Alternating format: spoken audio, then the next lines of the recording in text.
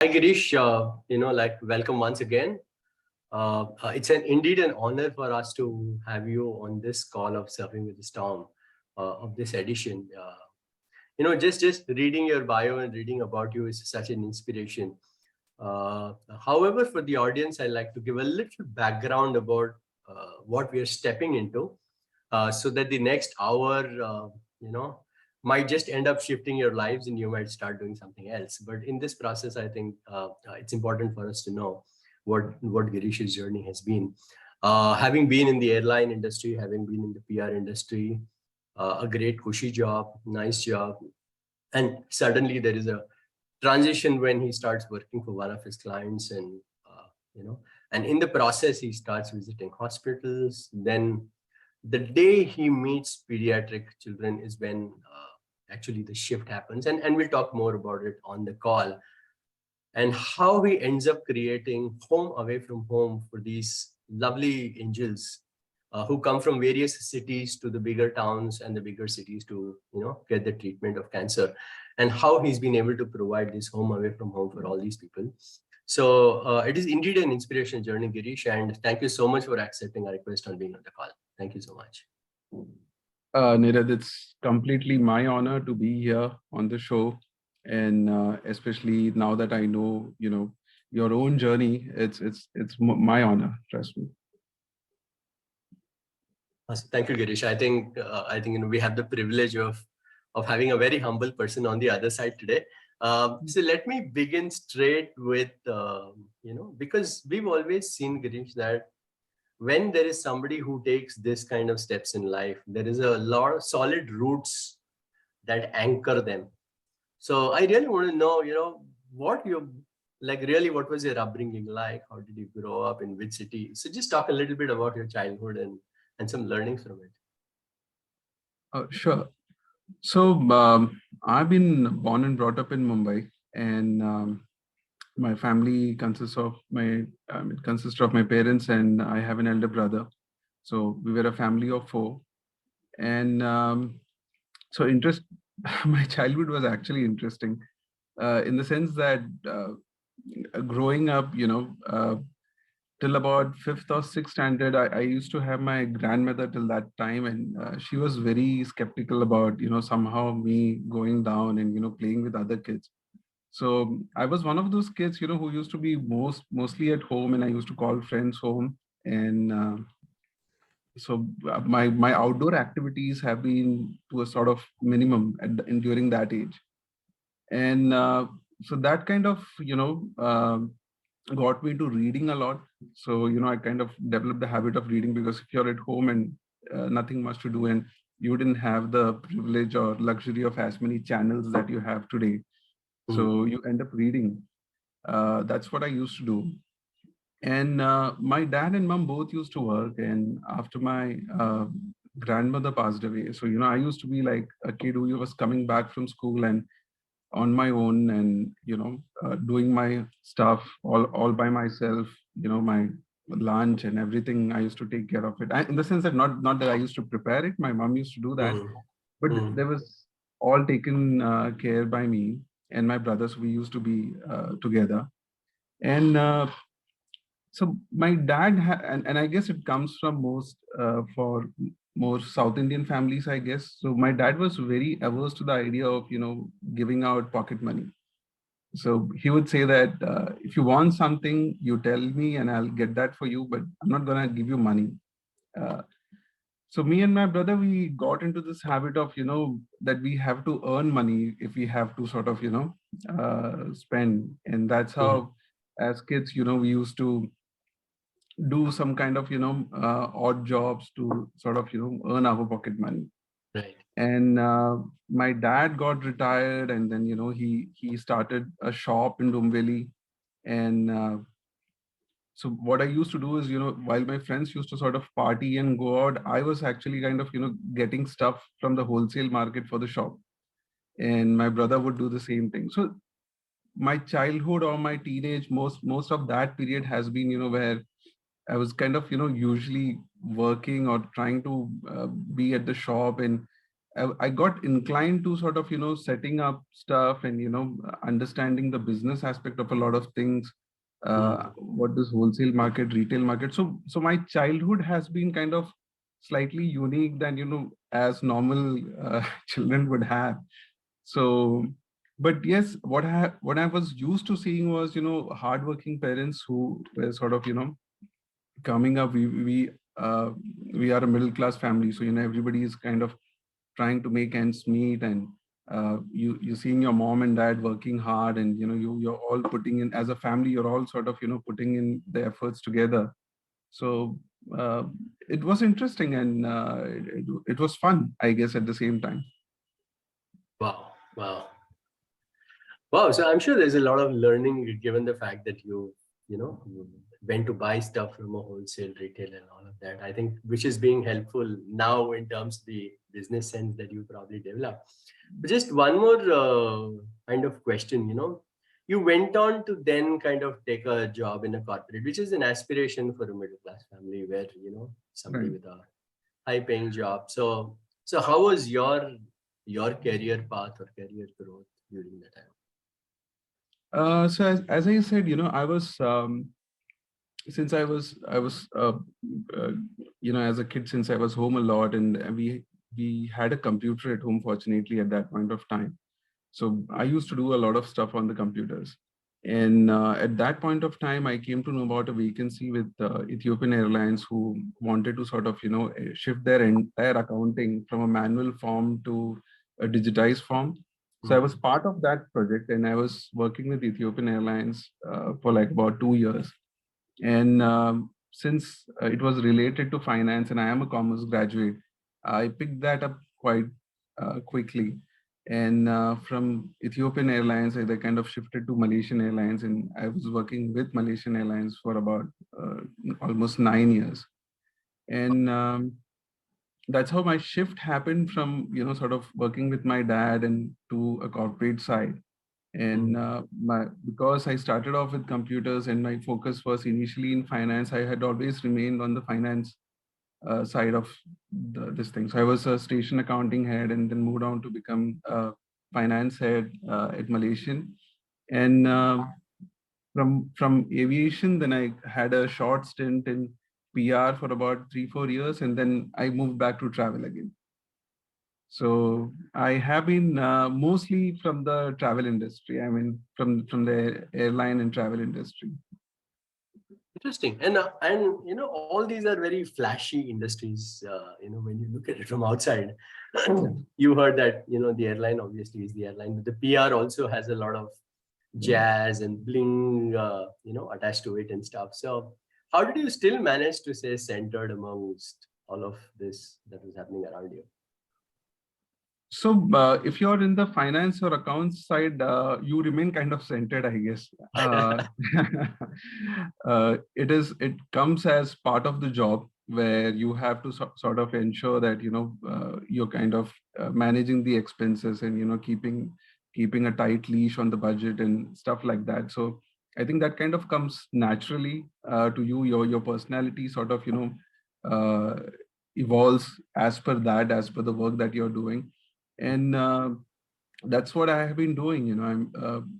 So airline also has different sections, in the sense that most people associate airline with when they sit in the aircraft and they kind of see the cabin crew and the pilots and stuff like that. But there's a whole team at the back end, right at the airport, or at the office, back office. So I was part of the back office team, and it's a regular office at the end of the day. When you're in one part of the town, even far away from the airport. But I have always been curious about learning new things. So even though when I was with Malaysian Airlines, and I was with the finance department, I volunteered to work at the airport as well, although that wasn't even part of my portfolio. Because I was always interested to know what happens behind the scene. So I would go there, learn how to do the load sheet, and how to sort of check in the passengers, how the whole immigration system and everything. So I was always curious to learn new things, and that kind of kept me going to learn this thing. So I would finish my work at the office, go to the airport, finish my the flight departed, and then I would go home and make sure that I reach back office on time the next day. That's amazing. And I think some spirit for a finance guy, because you hear finance guys cribbing about reconciliation and balance sheets and audits all the time. And there's, the monthly reports and the MISs and stuff. But this is really, really encouraging to see somebody who's stepping out of comfort zone. So now I think moving on to the core of our call today, how was your first interaction and when did it happen with these cancer patients or cancer kids? So can you elaborate that journey a little bit, and we can go into as much time as you need in this process. So as I said, after Malaysian Airlines happened, I moved on to PR. That was the time when there was the whole revolution taking place in the airline industry, where the low-cost carriers were coming in. Airline industry had become all about profitability and keeping the costs down and stuff like that. So somewhere I felt that this was the right time to kind of move away from the airline and try looking for a new prospect. And it so happened that my regional reporting head for the Southeast Asia, he had joined a PR firm, and because he had worked with me, interacted with me, he gave me an offer with the PR firm, and I joined them. So as part of being the PR firm, and so they had a lot of clients, and one of the clients were a chain of multiplex cinemas, and I won't be taking any names here. Sure. So one of this multiplex chains, what they used to do was they used to have screening of cinemas every time they used to open a new 5-screen, 7-screen multiplex in one of the catchment areas. And what they would do is, to get PR, they used to get kids from non-profits, show them a movie, which was a good gesture, to kind of show them a movie, and they would get free press for that. But also what we realized is that was my first time I saw this cancer kids come for movie screenings, and I had sort of started having interactions with them. I started speaking to these non-profits and trying to understand how we could help. So Ankit, who is the co-founder with me at Access Live. So Ankit and me, we met at this PR firm, and we both shared the hobby for photography. So we thought, why don't we at least volunteer with this organizations? Maybe we could just go over to their NGO and maybe do some pictures, do any kind of volunteering that we could do. We used to carry crayons and some fruits, vegetables, whatever we could, at that point of time, go visit this kid. So it so happened that the NGO, they kind of told us, why don't you guys come with us and visit these kids at the hospital at the time of when they take the treatment. And I said, sure. So we went there, and that's when we kind of saw this small kids getting treated for cancer, and that's a sight we were not ready for, actually. I mean, we had not pictured that in our head. We saw the small kids. They were on the floor of the hospital, lying down because the hospital had very small space at that point of time, and we saw this chemo bags being tied to the windowsills, and the children sleeping down and being administered chemo. So that kind of really shook us, and we didn't know how to react, honestly, at that point of time. We were really dumbfounded, and so something, I think, shook us at that point of time, and we wanted to do something for these kids, and we were not really sure what we could. So the first thing, what came to our heads were, why don't we kind of, give them beds? Instead of sleeping down, they could sleep on the bed. Or why don't we give them chemo stands? And the social worker there said, maybe you're kind of looking at it from a very aesthetic point of view. You might give us beds and you might give us chemo stands, but end of the day, at least X number of children are being, kind of being treated at this point of time. if you give us beds and chemo stands, we will be able to take in lesser number of children. And we are also working on a different OPD ward. So, that should be ready soon. So that is not going to be our problem. If you really want to help these kids, uh, please step out of the hospital. I'll come along and I'll show you where do they need help. And the social worker literally took us outside the hospital, and there on the street just outside the hospital on both sides of the road, we could see all these people on the road. And he told us that these are not beggars, or somebody who's looking for some kind of this thing. These are all patients who are being treated in the hospitals in this vicinity, and because they don't have a place to stay, they are staying on the streets here. And what we realized at that point of time is, when you stay in Mumbai for a very long period of time, you kind of become immune to all these things. You're so used to seeing children begging, at the signal, or people there on the street, and you develop, I don't know, some kind of natural immunity where you see them, but you're not seeing them. And when the medical social worker stood there and kind of explained that to us, like we saw them for something else, and we realized that this families, they are come here for a treatment and they don't have a place to stay and they're staying on the street. So how difficult it must be for them. And then we started inquiring. We asked them, how long does a treatment take? And they said it takes on an average 4 to 6 months. And because it's that long, children who come with their mother and father, they usually don't stay, and they can't stay for that long. And they abandon the treatment and they go back. And even if they kind of, somehow put up a brave front and try to stay on the street, they are prone to secondary infection. So they said, if you really want to help these kids, you should consider having some sort of a shelter for them. Because otherwise, what is happening is the hospital is spending a lot of resources in terms of subsidized or free medicines and the treatment and all that. But if they abandon the treatment midway, these are resources which are going waste. So there could be another deserving child who is ready to complete the treatment, but this resources are directed towards children who are not able to stay and are going back. So the idea of starting a shelter came there. That was the first time it kind of hit us that we need to do something in this area for these children and somehow help them. That's how the idea came into us.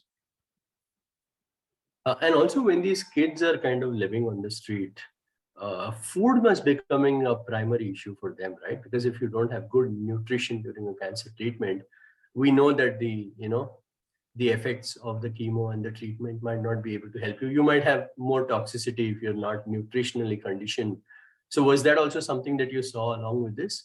And Girish, do we have some numbers on the scale that we are looking at in terms of people getting treatments outside of hospitals? So in terms of nutrition, Neerad, so you will be surprised to know, and I'm talking specifically for Mumbai at this point of time, because this doesn't happen everywhere. But Mumbai really is a city where there is a lot of heart. And there are a lot of people who are kind of, trying to support these patients who are staying outside with food.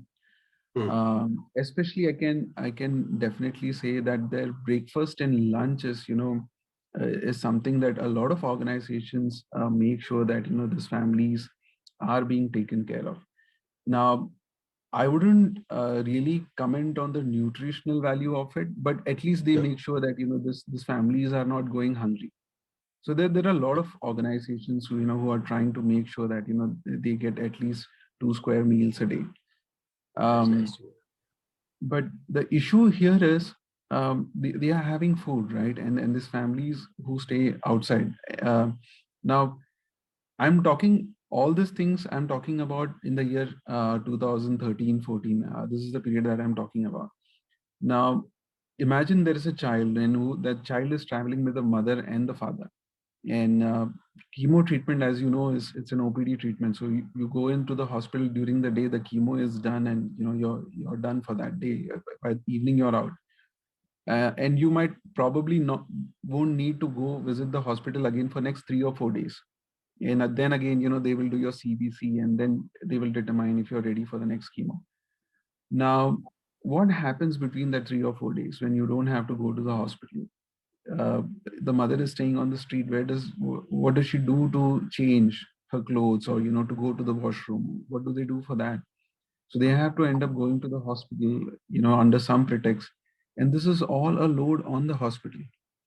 And for the families, it's so difficult because the entire day they have to stay somewhere. Now imagine Mumbai's weather. I mean, any weather for that matter, be it rainy season or be it our summers. It's very hard for even for us to kind of just be in the sun out there for the whole day. So very difficult for the families, and it's a I don't know. It's very difficult. So there is on one side you have these families who are trying to kind of stay there, and on the other hand you have all these shopkeepers and stuff who are actually there, and they want to ensure that at least that area where they are selling their stuff, they want anybody out there.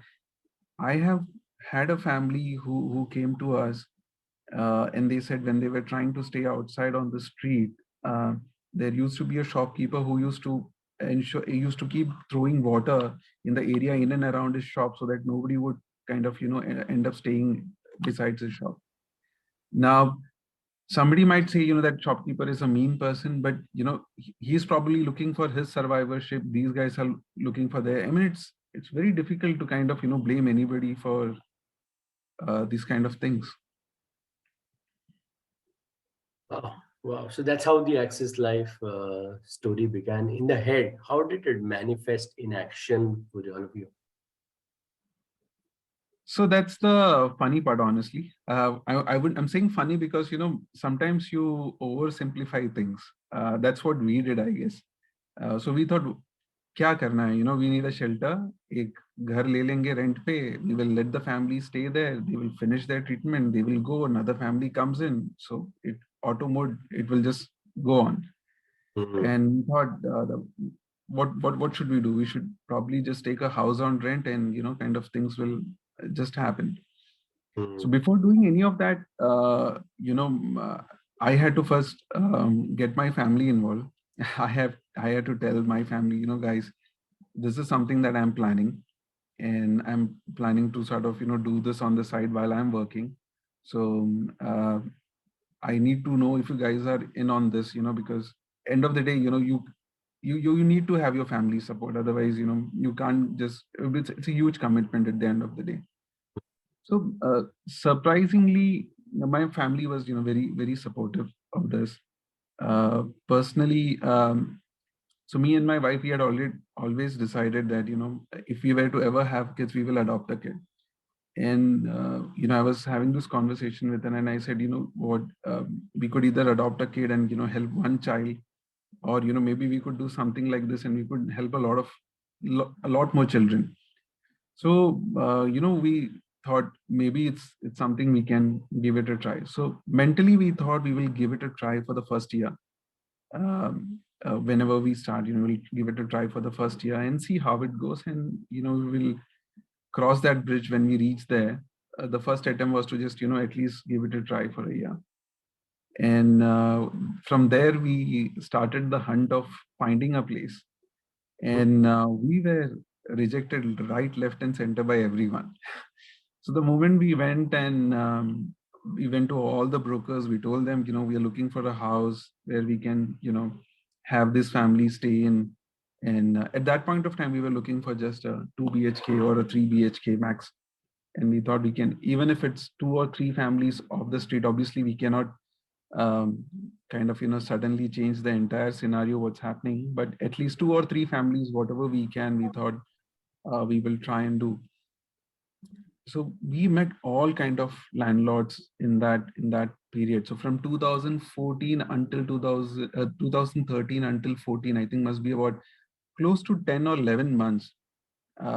Every day after work, Ankeet and me used to go out, go check out places where the brokers would take us, and we would inspect the place. We would say, okay, fine, and we would have a conversation with the landlord, and they would say, what, this is not going to work.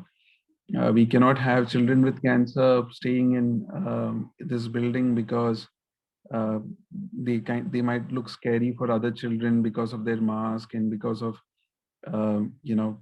because of their bald head.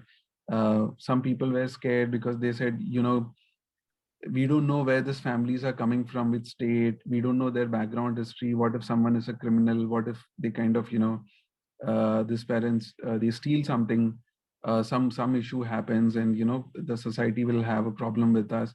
So we had a wide variety of issues. We were even rejected by a doctor. She was a gynac, and we saw her property, and then we thought, this might be good.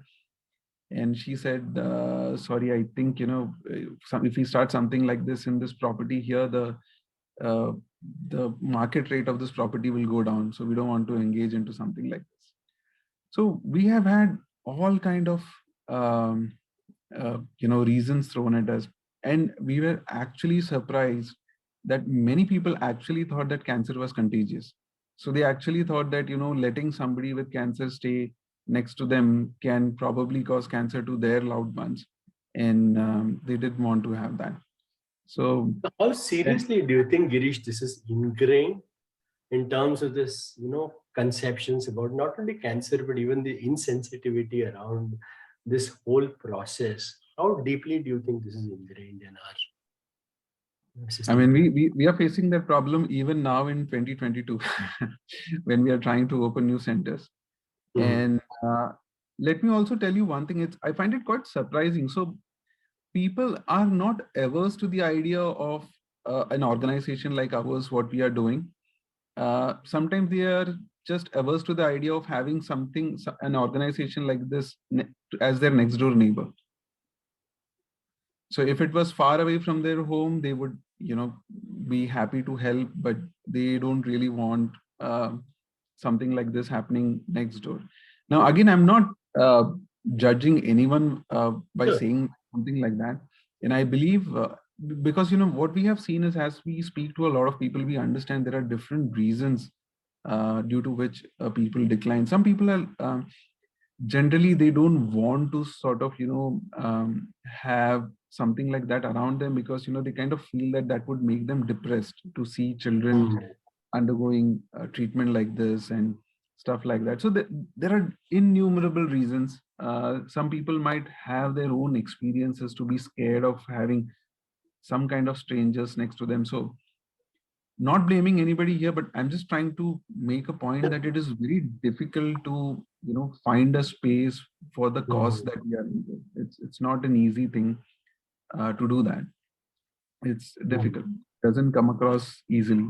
And yes, to a larger extent, I think it is ingrained into the minds of the people that, cancer or any disease for that matter, they kind of want to stay away as far as possible, try and avoid any kind of contact with such patients and stuff like that. We have seen that. Now, that could be because of various number of reasons, but you don't really expect that to happen, especially among the educated people, but it still does. It does happen. So how did you land up with your first center, and how was the experience of really setting it up? And how did the name come about? I'm more curious about Access Life Foundation. Yeah. How did that get started? So the first center, as I said, initially we were looking around the areas of Dadar, Parel, Matunga, those, trying to be closer to the hospital. And as you know, those areas are relatively expensive any which ways. And I had thought, at that point of time, that, maybe the maximum I could probably spare every month is about 25 or maybe 35,000 rupees as rent, which I can probably kind of, give towards this cause. So we pay the rent, and, that is kind of taken care of. When we weren't getting any space, and we had literally sort of, given up on the whole idea of this organization. So we reached that stage where we thought, this is not going to happen. We are not going to find a space. That's when a friend of mine, Manish, and Manish told us, and he used to stay in Chembur, and he told us, you know what, why don't you guys check out Chembur? It's not that far from Parel, and there is a possibility that you might get an independent house here in Chembur, as compared to an apartment where the society and the whole thing comes in. So we saw a couple of houses in Chembur, and we liked one in particular, but that was a very big house. So we asked the agent, how much is he quoting the owner, and he said he's the market rate is about 1,30,000 per month, and we said okay, but the agent said doesn't matter. This guy is a really nice guy. You should go and meet him and just talk to him and see what comes out of it. So we went to him. We kind of spoke to him, and this guy, we weren't a registered organization at that point of time. So this is just two individual guys going with this whole idea of wanting to do something. So we weren't even registered, and the reason we weren't registered as an organization was because we weren't sure if we will be able to pull it off. So as I said, we had given ourselves a year to kind of try and see if we can actually pull this off. So we went to him and we told him, what, this is what we are planning to do. The guy heard us out and he said, you guys are trying to do a good thing. Let me be the one to sort of, give you the property. I am ready to give you mine. The market rate is about, 130 or something, but I'll give you for 80,000. And you consider the deficit as my contribution towards the cost. So he was technically the first donor for us, in the sense that he kind of gave us a huge discount in the rent. But even 80,000 was a huge amount, as in to pay off as rent. And since again we are just two individuals, so he said I also have to safeguard my property, but I will have to take some security deposit, because I'm dealing with you guys for the first time. So in the security deposit was close to about 4 lakh of rupees. So basic calculation, 80 times 12 is about 10, and 4 lakhs for this thing. And if you have to do some interior, need some money for the upkeep and running. So 20 to 25 lakhs is what you still require to kind of get the whole program going. At this point of time, when we realized, okay, this now is turning out to be a very huge amount capital to be put in, that is when I had a word again with my family and said, what, this is it. This is how much it's gonna take to kind of even give it a try for a year. And I'm really kind of feeling that I have to do this. Is this some kind of awakening or call or something? And I kind of feel we have to do this. I honestly did not expect my family to really back me up the way they did. I was actually surprised myself. I thought I will have to kind of make a case and really convince them, but it didn't really require a lot of convincing. I'm really surprised how that happened. And so that's the time when we kind of we had a house in Pune. We didn't want to take money from anyone, because again, we didn't want to take anybody's money and kind of try something which we were not sure of. So we sold our house in Pune, and we used that money to kind of start the initial work. That's how initially we started off. I just can't say how much it takes for a family to do this, Girish. In this world of this materialistic, and the entire consumerist attitude, where we all just want to accumulate. Here is somebody who says, I'm going to give away what I've accumulated so far to start, something which is so noble, so ethical, and yet not knowing whether you would even have more than a year for this to fructify, or what shape will it take.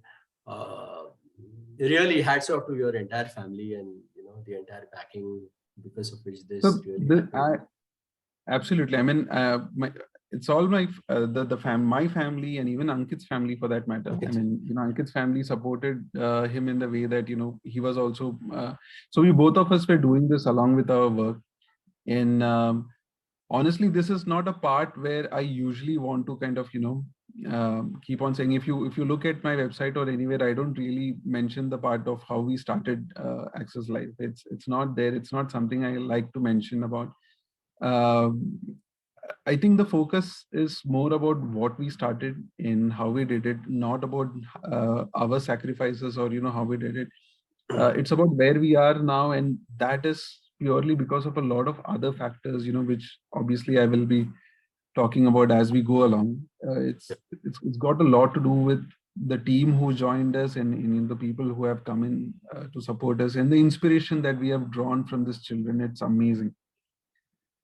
It's So amazing. I think, why don't we straight away jump into how did this grow into, the Access Life Foundation, and what was your team like, and how did it all just come together for you? So before that, I think you asked me a question. How did we come up with the name of Access Life? Yeah, I did. Yeah. So honestly, the name was supposed to be something else. And what we thought was, just like a lot of organizations, they have a big name and the acronym also kind of becomes a word in itself. So we wanted to name for something like that. So it was supposed to be uh, accommodation for childhood cancer and education and support services. So ACCESS is supposed to be something like that. And then we thought that would be the name, and then we would call it Access, because then the acronym also would be sort of easy. And I went to the CA and told him, this is the name, and he said, अरे इतना बड़ा name कोई check भी नहीं लिखेगा donation के लिए अगर आपने कभी रजिस्टर किया तो nobody's gonna write the bigger name. So we thought, okay, fine, yeah, I mean, it's a fair point. So we'll have to work on a smaller name, and we thought we'll keep the access. And then we thought, what are we giving access to? We are giving access to life. Childhood cancer internationally, the survival rate is about close to 90%. So if a child is um, if childhood cancer is discovered in time and given the right treatment and the nutrition, there's a 90% survival rate for that child. And we thought, if we are able to do that, the hospital is taking care of the treatment aspect and we take care of everything else. We are giving access to life, because every child who survives, we are potentially, giving that child an additional 40 to 50. I don't want to say we, but what I'm trying to say is that, collectively, the family is working on it, the child is fighting against it, the hospital is working, and so we become a small part of that, where we try and add more years to their life. So that's how the whole Access Life the name came into being. The thought was that. And now over to the team members, and how did this all come together?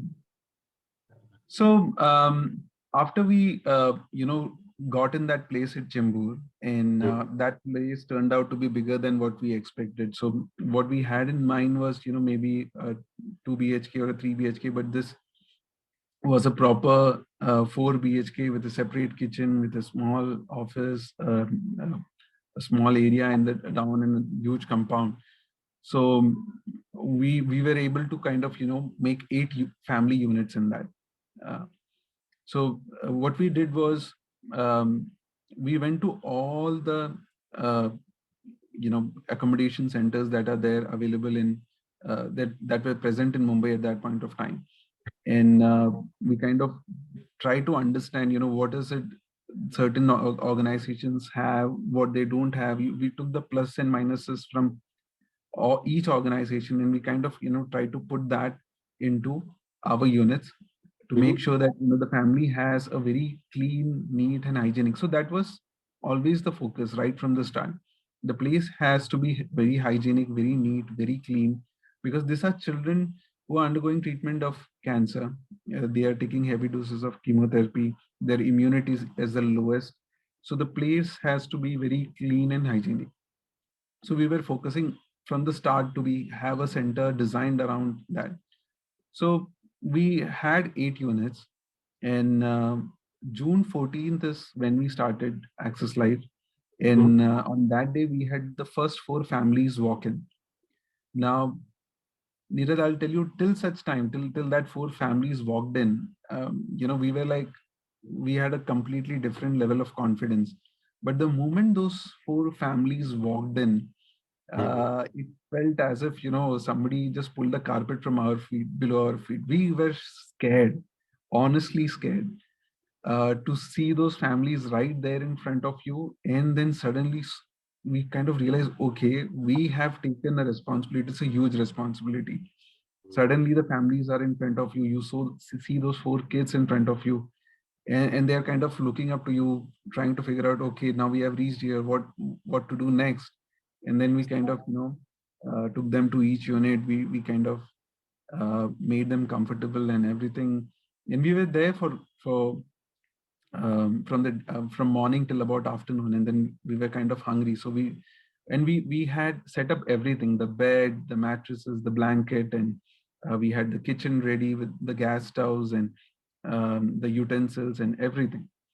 And we told the families, guys, you can go ahead and you can cook your meals and have your lunch. And so these families come to us and said, we don't have money to buy the groceries. And then it was like, wow, all this while we were just focusing on getting an accommodation for them. And we got the accommodation. And we thought, they would have at least enough resources to sort of buy the groceries. We thought they will need a kitchen with utensils that we have taken care of, but they did not have money to buy the groceries. So we rushed to the nearest grocery store, got all the ration that they wanted, and then we realized on that day itself that it can't be just accommodation. It has to be accommodation plus food. We have to kind of ensure that they have both. We got the ration, and then we realized they don't know how to operate the gas stove because they had never operated a gas stove. They were used to chulas. Now, so in that moment, we suddenly realize, one after the other, things are sort of just getting complicated. And now we are scared because even if we kind of teach them to operate the gas stove, now what happens after we go home? Right. What if Yep. they don't Yep. operate it properly, they don't switch it off, or something like that. Mm. So we are just kind of wondering what to do. So we between me and Ankit, we said, what, one of us will have to stay the night, because otherwise it's a huge risk. We will have to figure out something. Otherwise, we anticipate there could be an issue with none of us as being here. Fortunately, I should say it was God sent. We were looking for somebody like a caretaker who would stay there, and somebody arrived at that spot on that exact same day. So her name is Jenny. She still works with us. Um, so Jenny just came in, and we told her, Jenny, this is the thing, and Jenny could empathize with the whole thing because she lost both her parents to cancer.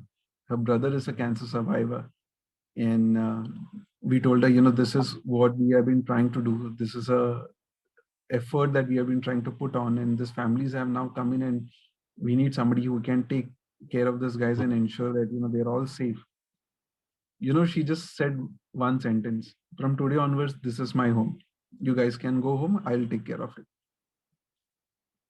And it was like God sent, and we sighed such a, it was such a relief for us to hear those words from her mouth. And Jenny is still with us, and we keep telling this to all of our new team members who join us, that it was Jenny who was there on that day. And so, as I was saying, it's our team members who come in and kind of helped us move beyond what we were doing. So that happened. And on the first day, another interesting incident happened, and that was before the cooking and the Jenny. There was this father who came up to us and said, "यहाँ पे खेत किधर है?" And I was like, "खेत क्यों चाहिए आपको?" बोला, "नहीं, खेत जाना है हमको." And I realized this guy wanted to go to the washroom. Said, "अरे आप टेंशन मत लो, यहाँ पे बहुत सारे washrooms हैं." And he didn't know how to use the washroom, and because unfortunately that building had all Western. All the Western comment. Yeah. Yeah. And we are wondering, now what do we do? And then YouTube was a blessing, because we searched for a demonstration video, and there is actually one. So I mean, there was no other way we could have kind of explained to this gentleman how does one go about doing their business on the pot. So We showed him the video, and then we said, this is how you go about it. Yeah. But my point is, you don't realize all these things. So we started off because we wanted to do something, and then suddenly we are facing all these real world problems. There is so much we take for granted in terms of what we know. In people from rural areas, that for them a lot of things I couldn't imagine that somebody wouldn't know how to use a washroom or a gas stove for that matter. Yeah, in fact, I remember when we had a retreat and we had some, like people coming from outside of India. And this was a retreat in a small village. And, we don't have, like all the paper rolls that they have in the, other countries. We had to literally scout for a video to show how to use a hand flush, in terms of to be able to finish that business. So, so obviously, like all these are the administration, but someday I want to meet Angel Jenny and really give her a hug for who she is. And I think, what she is to the kids, because how much they would look up to her, and the love that they must be getting from her, I think is unimaginable. So hopefully someday we get to, someday we get to meet her and kind of interact with her. So her name should actually be Jeannie and not Jenny. So Sheetal says on the chat. So yeah, so she's an angel and Jeannie. So I think we're coming to the fairly kind of last few minutes of the interview, Girish. So what is Access Life in how many cities and how many children in a year have we so far, and how many in a year do we at a regular basis really take care of them? So right now we are present in Mumbai in 4 locations. We are also present in Pune. Pune was the first location that we started outside of Mumbai. And we are also now situated in Manipal, Mahe. And the recently opened center is in Chandigarh, where we are taking in patients from the PGI hospital. And currently we are looking at opening centers in Ahmedabad and Bangalore. And how many children, like say totally accommodation would have 18, 20 families. So how many families in all do you think we have the capacity for, and how many in a year typically come and go in terms of the treatments? So 101 is the capacity, total number of units across the 7 centers. So when I say 101 units, every unit consists of the child who's undergoing the treatment and 2 caregivers. Usually the caregivers are the parents, the mother and father. There are situations when we might be having smaller children back home, so the mother has to stay back, and the grandmother or another uncle or whoever relative is there, they would come and replace the mother. So that also happens. So 303 beneficiaries is what we are talking about on a daily basis. So we have to take care of their logistics, the vehicle from the transportation from the center to the hospital and back, their shelter, their food and everything on a daily basis. This is extraordinary, Girish. And we started in 2014, and so far we have more than 1,200 children who have used the facility at Access Life across different centers and gone back home after completing the treatment. Blessed are they who've been able to benefit from this. And so all these, for example, I live in Pune, and there is a center in Pune. How can I become a part of either the volunteering group or some group that's kind of so obviously people have the restrictions in terms of time. Is there a weekend slot available? How does one go about, and what are the opportunities for somebody to serve in these centers? So Neerad, volunteering is something that we really encourage. And see, the best thing is what we feel is that if you're good at something, and you think that what is a non-profit? A non-profit is something that is doing something for the beneficiaries, unlike a organization which is doing it for the sake of making profits. So the difference here is just the end result of it. But otherwise, the working of a normal corporate or a non-profit is, there is not much difference. You're working exactly in the same manner. You have your SOPs, you have your departments, you have your people doing Right. different kinds of things. Hmm. If you can have volunteers, like for example, you are good at something. Let's say you're very good at IT. All right, if that is your strength, and you think that there are we don't have a system to do, there is a process that we kind of doing manually, and you think it can be automated, and you think you can volunteer.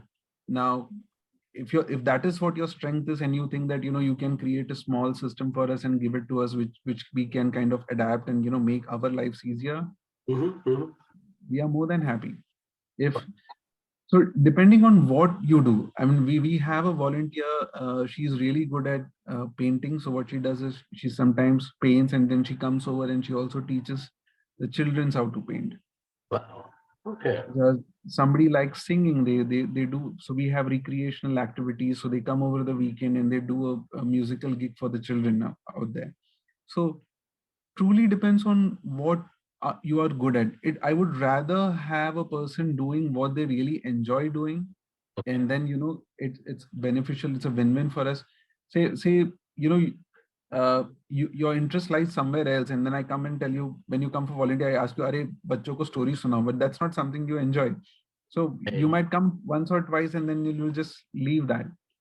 So we Yeah. want people to come forward and tell us, this is what they are good at, and we will try and fit that in our scope of things, where we can kind of actually use that talent, and how it can be beneficial for us as well.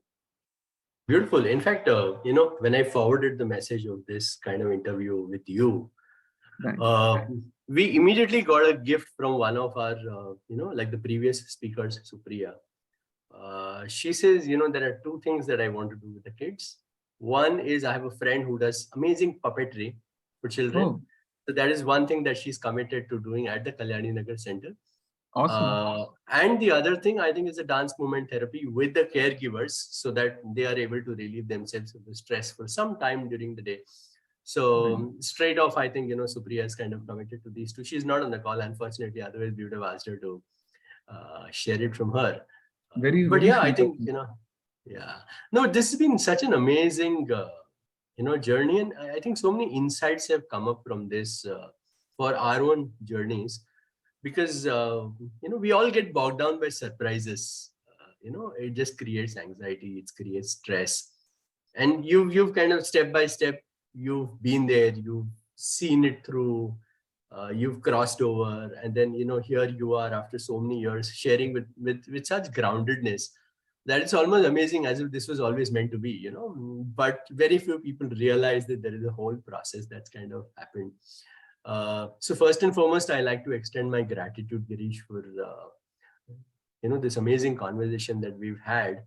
And I think we have about 5 minutes in hand. So if you don't mind, we can open it up for questions with the audience, and then we'll circle back to you for some closing words, Girish. Yeah. So if Thank you, anyone Nair. in the audience wants to unmute and just ask a question, I think we have him online, and so yeah, I think so. Feel free to unmute and just kind of ask this question. Yeah. So, hi, I have a question, and I have two of them. The first one is that what are your personal practices that keep you going and that helps you do what you are doing? Because these things, and especially dealing with uh, kids with cancer and stuff, can become a little emotionally turbulent at times. So, how does that work? And once you have answered this, I will jump to my next question. Sure. So one of the good things about children, generally with children, is they are so resilient. So if you visit one of the centers, you will know. Uh, Unfortunately, what happens is, most people portray a very different side of what's happening. Like when you talk about children with cancer, you usually imagine a crying child, or some child who is in pain, and there are moments in their life when they go through that, but it's not all the time. What you generally see, these kids are kids being kids. you visit one of the centers, you will see these kids, they are being naughty as any other normal kid, the dancing, jumping all over and, creating a racket and stuff like that. And when you are with them, you see their journey, the day that they have taken the admission, when they come in, they are so subdued, and they barely talk, and in some cases they have difficult walking, and by the time they have completed the treatment, and when they go back walking and dancing and full of laughter, and with the promise that whenever they come in Mumbai, they're going to come and see you. So the first time it happened for us, when we saw the first child have a happy discharge, it gave us goosebumps. And it still happens whenever the child is leaving for home. So this is enough adrenaline to sort of keep us all going, all our team members going. We thrive for that to happen when we see a child going back home. Thank you for that. And my second question is more of what kind of homes do you look for Access Life homes? What will the ask be? Like if I have a flat which is a 3 BHK and I say, okay, I would love to host a family. Is that a possibility? How do you go about choosing homes or societies where people can walk in? And so what is the ask?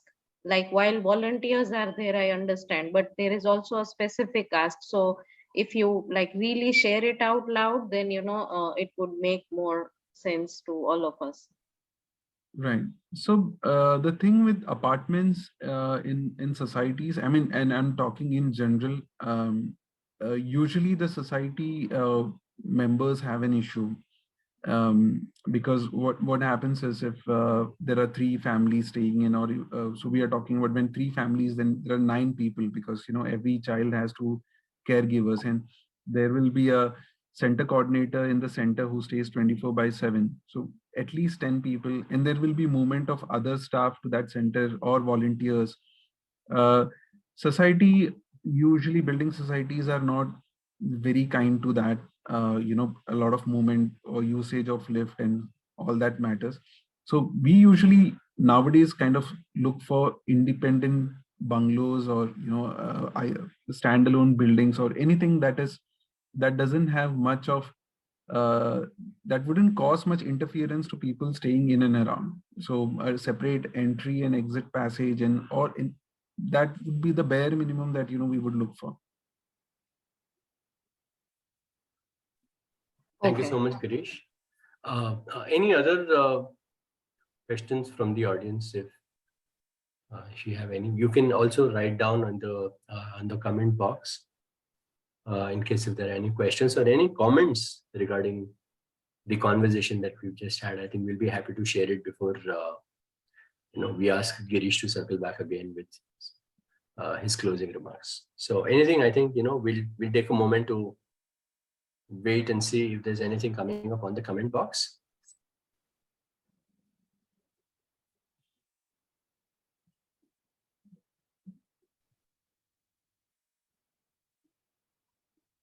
Okay, I think people are still processing it, Girish, and I think this has been a very intense conversation about just so many different perspectives about looking at kids with cancer on the streets, to kind of looking at people when they come from a different center, to setting up, and your own deep personal journey along with all of this. I think has been really fascinating and touching for all of us here.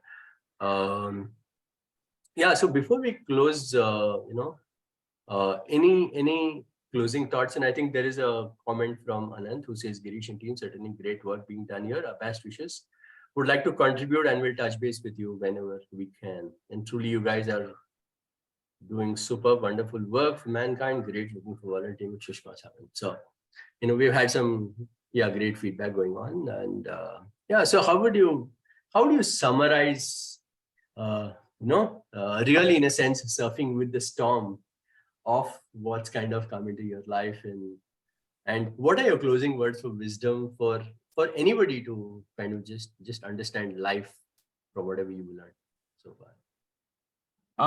Neerad, I kind of feel that if a person like me, and I come with no special background or, no special skill set or anything. I'm just a normal person, just as average Joe as one can be. And if I can sort of, start something like this and, get at least to make a difference. And I think if any person for that matter, if they have a chance to make a difference in the life of even one person, they should just go ahead and do that. And if every person just thinks that way, I think we have a lot of scope, right? If everybody kind of, at least aims to make a difference in the life of just one person, not many, just one. We started off with the thought of 2 or 3% to the max, and look where we reach. We never planned to sort of, be here where we are, but here we are. And that's why I keep saying that, it's all thanks to the wonderful team that I have right now. It's very important that, you even when you're running an organization, and especially when you're in the social sector, and you're dealing with, the pain of others, you have to be more flexible with your own team members first, because that's the kind of environment that we are in. And I'm very happy to have the team that we have now. Every person is making a difference. They are going above and beyond what they are doing at this point right now. And these are all people who could have been paid huge salaries in any corporate environment, but they have all kind of, decided to stay with the organization and, do the best of what they can. So we wouldn't be here if it weren't for the team. And so I'm so happy for that. And just let's try to make difference in the life of at least one person. I think that's the least we can do. That is so well said, Girish. Thank you so much. I think even if we are able to make that one difference, I think there's just so much I think humanity can benefit from. Yeah, I think, these are words that will resonate with me for a long time. And obviously we'll take time to process this. Yeah, so once again, thank you so much, Girish, for taking out the time and sharing your journey with us. I'm sure it's going to touch many, many more lives, and wishing you the very best for Access Live. And whatever little role that we can play, I think we wish to be a part of this process of volunteering with Access Live and kind of being involved. So, we'd be happy to be in the loop for all that you do and helping spread the word around wherever we can. So, yeah, so thank you so much, Girish, and looking forward to meeting you soon. Yeah. The pleasure was all mine, Neerad. Thank you so much for having me. And it was wonderful talking to you. Thank you, Sheetal. It was a pleasure meeting you as well.